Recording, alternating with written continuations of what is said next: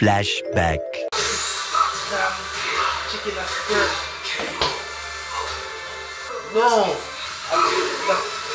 What the f? What was that? What was that? Yo, what the?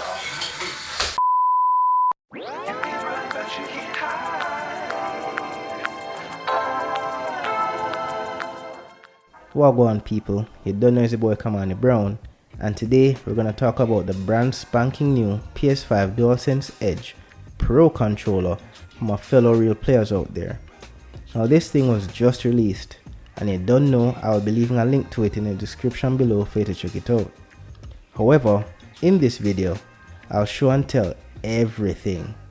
A fully detailed rundown where I show you what you get in the box, first time setup, tell and show you all the features, compare it to the OG DualSense, and of course tell you if this damn expensive piece of plastic is worth it, especially compared to other more budget friendly options out there, because at $200 this thing not cheap, my brothers and sisters. So grab some snacks, something to wash it down, and settle in for this deep dive. Now let's get straight into the box.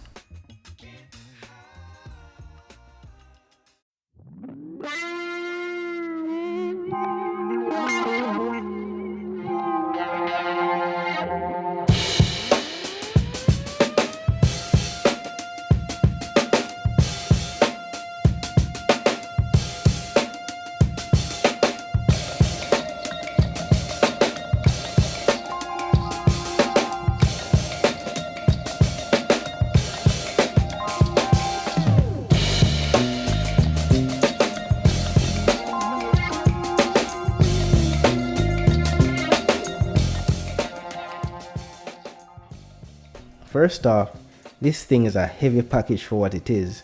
That's what she said. It's double zippered and even has a flap held by Velcro to allow you to charge the controller while keeping it in its shell like a turtle. And I say shell because this case is tough. It feels like the same material as the controller itself. No doubt it will protect whatever is in there. Busting open that shell, we see a nice friggin' spread of tech here. Very nice presentation. But let's take a quick look at the controller herself first. This thing is just as beautiful as the OG controller and feels just as good in the hand. The sticks feel exactly the same as the OG, which is a good thing for me. The side profile is the same, with a half smooth, half textured finish. This time with the tiny X, square, triangle and O symbols. The touchpad was given the same, well, touch, with the same micro symbols engraved on it and a fresh coat of black paint. Gotta love them details, peeps. Classic Sony with the fan service. The lower area is different though. Aside from the extra buttons that I'll get into later, the black finish extends to the back panel and has those thin black pinstripe like lines. All in all, subtle changes, but sets it apart from the OG, I guess. Now hitting her from the front again, all the buttons feel just as clicky as the OG, including the FN buttons, while sporting that new sexy black color. Loving the new layout of the LED lighting design around the touchpad. Gives it a little character, you know. The R1, L1 and the L2, R2 triggers are the same as the old girl, except these new switches which shorten the trigger travel distance. These will definitely give an edge, I have to say it, peeps, in shooters and other competitive games. And that's it for the overview of the controller for now. Now getting back to what else lies in the case, up top here we have a really long braided USB Type-C to Type-A charging cable. Next up, you have the hot swappable back buttons. There are two sets, one dome shaped and the other more like paddles. They're very well made and obviously made of solid metal, aluminum I think. Next up is this cable lock thing. I guess this is for those quote unquote pro players that want that legendary godlike low latency and don't want to risk their perfect run by having some cat or the waifu randomly pull it out while gaming, because better the PS5 than that new Edge, right? Me nah lie though, this thing was tricky to open the first time. But it's cool that they engraved a little diagram to show the correct orientation for the cable. The locking mechanism though is really well made and satisfyingly clicks into place. And trust me, once it's in, it's in. No wiggle, no give, very solid. Finally, we have the swappable controller sticks, a taller pair and a standard pair. For the money though, nah lie, I'm a little disappointed that they too aren't made of metal and we don't at least get a little bit more variety. I mean, all four are the same PS1 to PS3 era DualShock dome-shaped sticks that we've had for how much donkey years now? Before the PS4. And that's it for the DualSense Edge unboxing and deshelling. Now let's rip one of them sticks off and see how swapping them goes. Here's how the new PS4 to PS5 era sticks look. These are my personal fave, nah lie. And here we go with the taller dome stick. As you can see, it just securely clips right into these holes. So just match them up and stick it in and press down like you're pressing the R3 or L3 until you hear that satisfying click and you're good to go. Next up, let's see how these hot swappable back button paddle things them work. Note that I said hot swappable because they should be magnetic and just be a drag and drop in a hole kind of thing. As you can see, they're clearly labeled for each side and you simply line them up and let them go. It just drops right in place. They feel pretty good, especially since they fall into the natural resting position of your middle fingers, so they melt right into your hands. Instantly, my favorite set. Now it's pretty much the same for the dome pair, just line them up, drop them in. These require a more elaborate reach of your middle finger though, since they're more out of the way. They're alright, but the paddle set will definitely be my go-to because for those I can rely on simple instinct. Now let's have another look at them triggers and see how these new switches or trigger stops as Sony calls them work. There's 3 levels, each having a satisfying click so you know that you have selected a new level.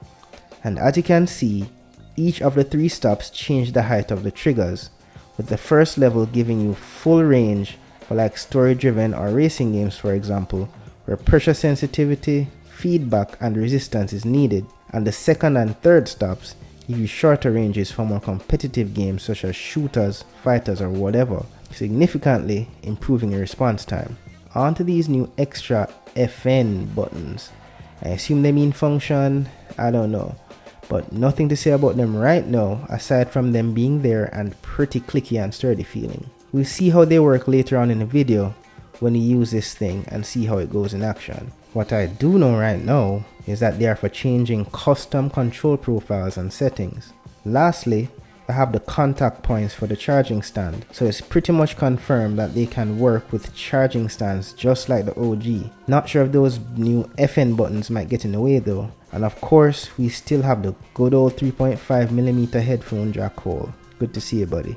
Now let's see that? A release button switch thing. Pulling on that thing is a chore, man, nah lie. Unless you're like Cardi B. This thing may take a little while to pull, trust me.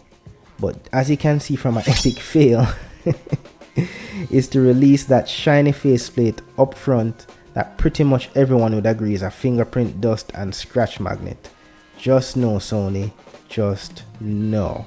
But anyway peeps, as you can see, this hides these overly built metal latches that are used to release these swappable controller stick modules, which is friggin' sweet because I hear it's only $20 to replace these when the old stick drift wears its fugly head. And that's it people. Next up, we're gonna see how the Edge differs from the old girl with a little short comparison. Okay, so here we have the old girl and the new and improved waifu side by side. I will say first off that the Edge looks way more sexy, man, nah lie. I love the slick black accents, buttons and textured touchpad. These add a touch of class and make her look mean. Wish that faceplate was matte black like the old girl though. The dimensions are exactly the same, which yet again is a good thing.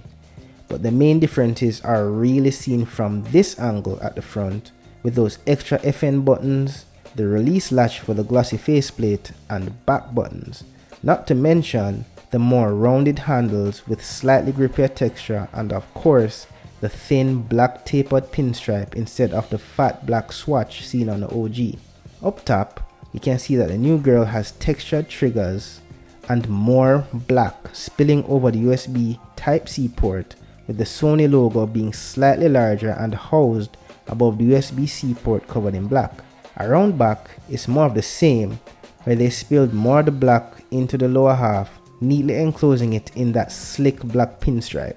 Here, you can also see more of the new additions to the new girl: the extra user mappable back buttons, the trigger stop switches, and release switch for the faceplate.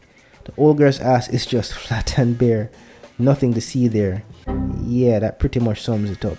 And lastly, the LED lights. The Edge has a slightly brighter, sharper, sportier, and more elaborate design, while the old girl is slightly dimmer and fades at the ends.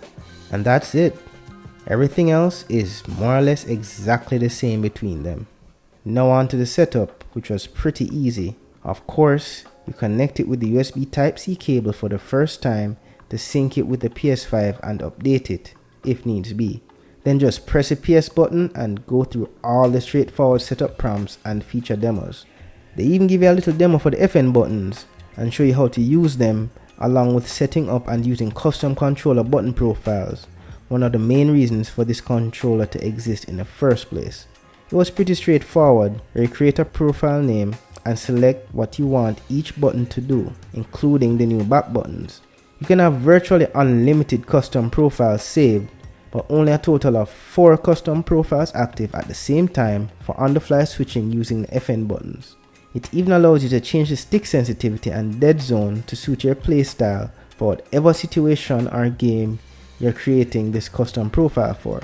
As you can see, there are presets for stick sensitivity and dead zone if you just want something quick and you're not too interested in the fine-tuning for your own right now.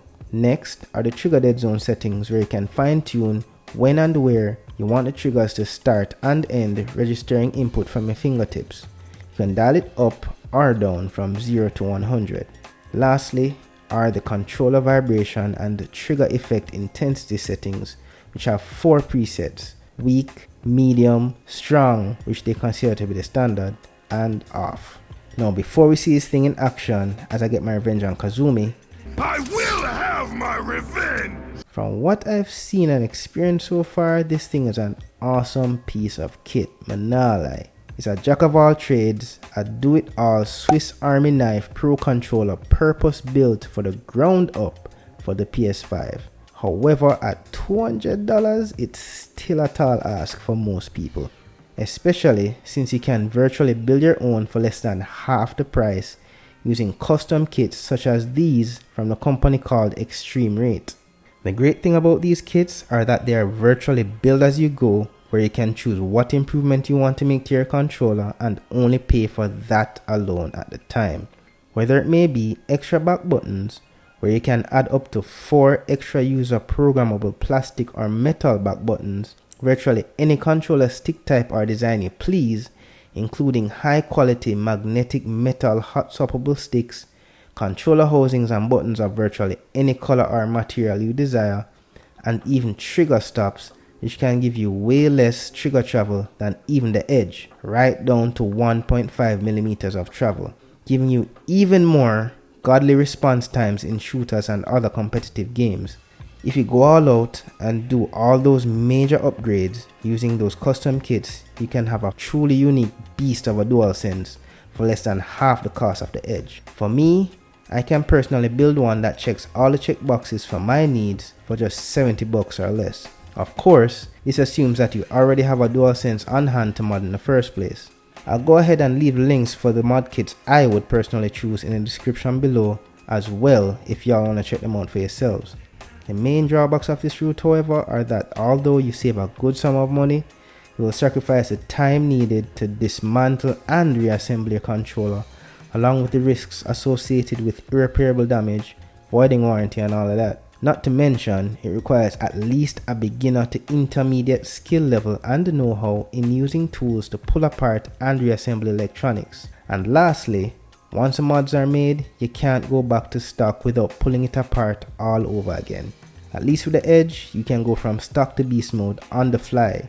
You'll also be missing out on the system level OS features like custom button layout profiles, adjustable stick and trigger sensitivity and dead zones. So really and truly people, pick your poison.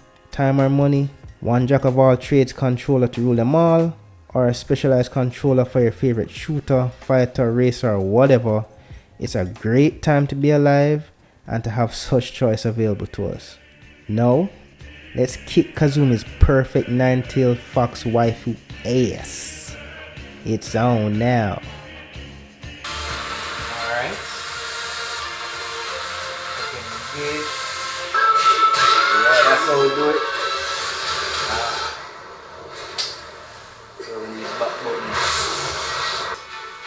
Fight. I know. You damn bitch, come on. I'm ready for you now. She hits hard.